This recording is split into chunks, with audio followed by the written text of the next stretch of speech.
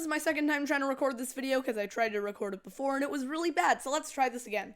I'm just going to go over the basic specifications of the wood I have. It's medium density fiber, 3 foot by 4 foot, and it's 1/4 of an inch thick. Might be 3/4 of an inch, I kind of forgot because I haven't bought a new sheet in a while. I've been kind of recycling old tracks. But basically, whatever works for you. A lot of people will say plywood, some people might say a thicker kind of wood. I like this kind of wood because it's not like super coarse, it doesn't have like a super wooden texture.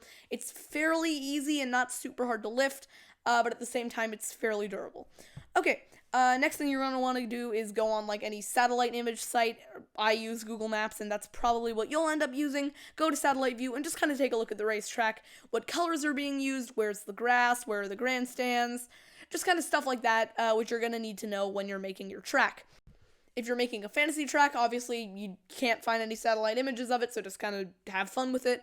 If you're making an older track, like for example, the next race after Bristol is going to be a race at 2011 Phoenix with the grass on the dogleg, so I had to go and find archived satellite images for that. So if you're making an older track, you might need to look around a bit, but you should be able to find what you're looking for, because it's the internet, and a lot of things are on the internet. Okay.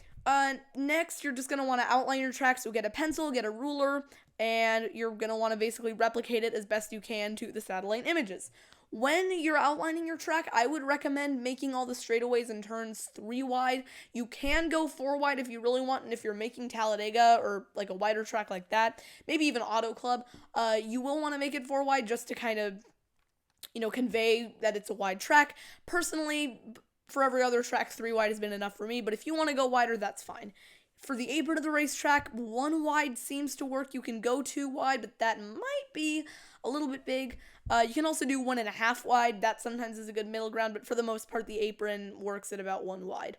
Make sure to leave space for the wall. If you're using like a thicker weather stripping or just like a thicker thing for the wall, make sure that you have that planned out because the wall can take up much more space than you anticipated.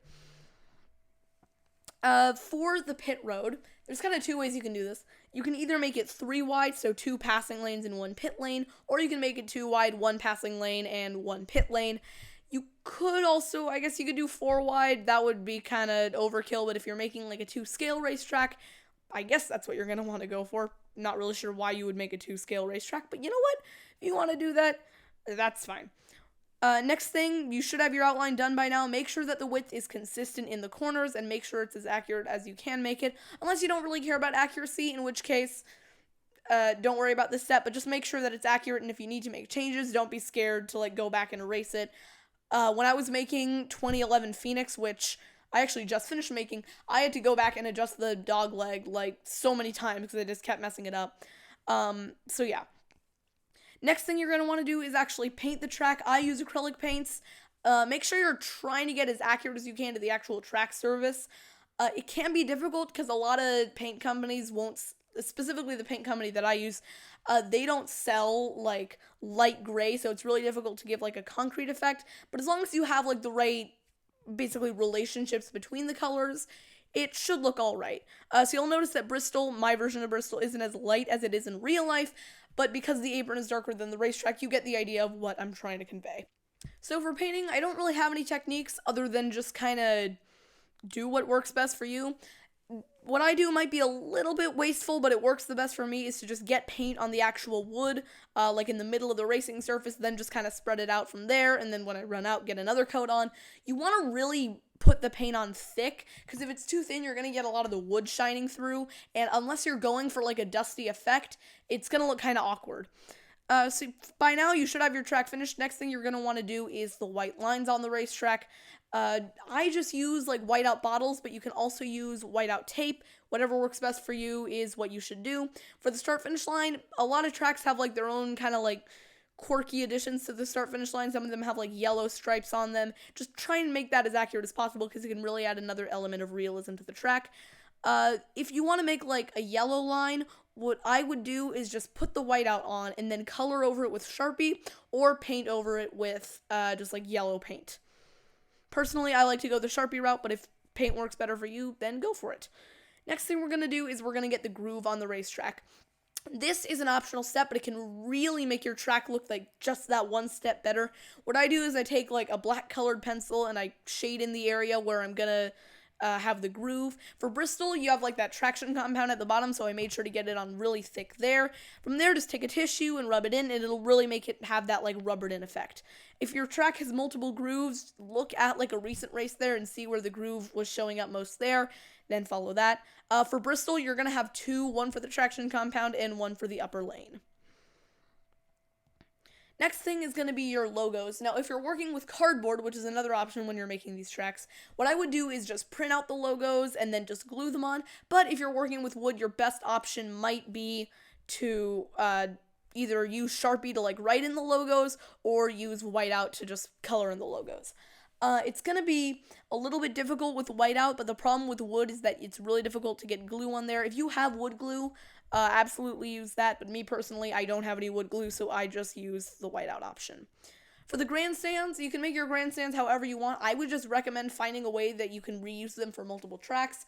It's easier for storage because your tracks are going to be flatter, and it's also easier just because you don't have to make new grandstands every time. I personally use like this cardboard box I had. I like folded it. I like cut it in four places. I made some grandstands longer and some shorter, so the shorter ones would be for the corners and the longer ones would be for the straights.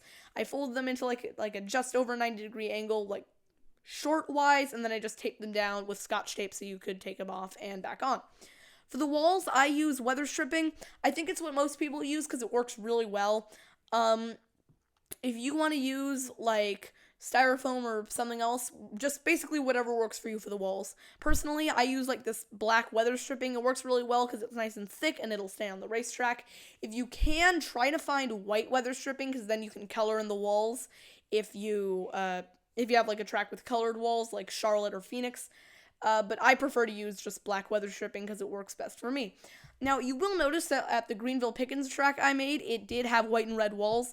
That took a long time of just like painting in the walls with whiteout and then going over it with red. I think it looked pretty good in the end, but that's not something I would end up doing for multiple tracks. That was really just a one-off thing. So hopefully you liked this tutorial and hopefully you have a nice track finished by now, or you don't and you're going to make one later. Either way, making a track is fun, so even if you're not going to make a stop motion, it's something that you might want to do. If the instructions were unclear, let me know if you like accidentally solved world hunger. It happened to me before. I just threw the solution right out. It really wasn't important. So here's what the finished product looked like. Fair warning, this is going to spoil the starting lineup for the Bristol race, but hopefully that's okay with you. To give you a heads up about where the channel is right now, I'm currently 2 races ahead of uploading on filming. So like I have Gateway finished and I have Bristol finished. So that's 2 races ahead of where I'm uploading. For the next few weeks, it's going to look a little bit like this. Gateway is coming in 2 days this weekend. Then I'm going to take an off weekend for the Super Bowl before coming back with Bristol. From there, it'll be on to Phoenix, and I don't think there will be any more off weekends until maybe, like, I don't even know, June. June 1st. That'll be the first off weekend. Alright, so hopefully you have a nice track. If not, you solved world hunger. That's a shame. Until next time, I should say until Saturday, this is Jonathan signing out. Have a good one.